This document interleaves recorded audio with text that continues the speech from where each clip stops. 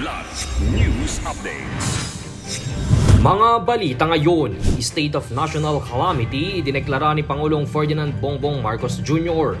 Senate Blue Ribbon Committee muling pamumunuan ni Senate President Pro Tempore Lacson. Bagyo sa labas ng PAR, isa ng tropical storm, Tino nakalabas na.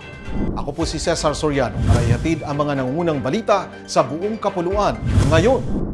Inaprubahan ni Pangulong Ferdinand Marcos Jr. ang rekomendasyon ng NDRRMC na magdeklara ng State of National Calamity matapos ang pananalasa ng bagyong Tino. Ayon kay PBBM, halos 10 hanggang 12 na rehiyon ang tinamaan o maaapektuhan ng bagyo kaya't kailangan ng deklarasyon upang mapabilis ang paglabas ng pondo para sa agarang tulong. Patuloy umano ang relief operations para sa mga nasalanta habang naghahanda na rin ang pamahalaan sa pagpasok ng Tropical Storm Fungwong sa Philippine Area of Responsibility ngayong weekend. Tiniyak din ito ang pagpapadala ng sapat na tauhan para sa paparating na bagyo, kaya't marami sa kanila ay kasalukuyang tumutulong pa rin sa mga apektado ng Tino.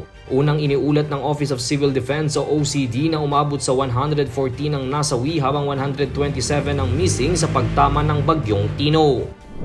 Muling pamumunuan ni Senator Panfilo Lacson ng Senate Blue Ribbon Committee isang buwan matapos siyang magbitiw dahil sa umano'y disappointment ng ilang kasamahan hinggil sa investigasyon sa kontrobersyal na flood control projects. Sa media conference ng kanyang pagbabalik, sinabi ni Lacson na tututukan ng komite ang Farm to Market Roads Ayuda Program sa 255.5 bilyong realignment sa 2025 DPWH budget.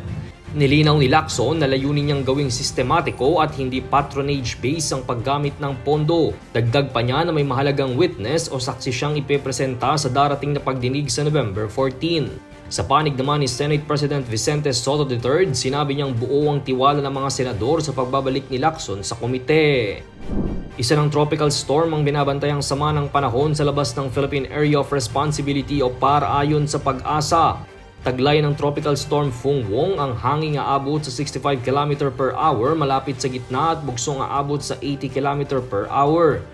Huli itong namataan 1,690 km east ng northeastern Mindanao at patuloy na lumalakas habang kumikilos pa northwest sa bilis na 10 km per hour. Sa oras na pumasok sa PAR ay pangapangalanan itong Uwan na posibleng maging typhoon sa Biyernes at super typhoon sa Sabado. Sa ngayon ay may posibilidad itong maglandfall sa Lunes sa northern o central Luzon. Samantala, nakalabas na ng PAR kaninang madaling araw ang Typhoon Tino na naglandfall sa El Nido, Palawan kahapon.